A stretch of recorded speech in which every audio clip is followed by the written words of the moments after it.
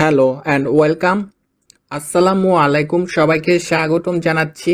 এই লেসনে আমরা বাক্য সম্পর্কে আলোচনা করব। বাক্য কাকে বলে, বাক্য কি, আর একটি সার্থক বাক্যের বৈশিষ্ট্যগুলি কি কি সেই সম্পর্কে আমরা জেনে নিব।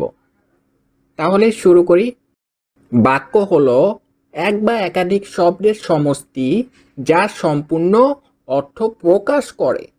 যে সুবিন্যস্ত পদ সমষ্টি বক্তার কোনো মনোভাবকে সম্পূর্ণরূপে প্রকাশ করে তাকে বাক্য বলে। বাক্য গঠিত হয় শব্দের দ্বারা। একটি বাক্যে অনেকগুলো শব্দ থাকে, যেমন সে স্কুলে যায়। এটা একটি পূর্ণ বাক্য। এখানে তিনটি শব্দ দিয়ে গঠিত হয়েছে।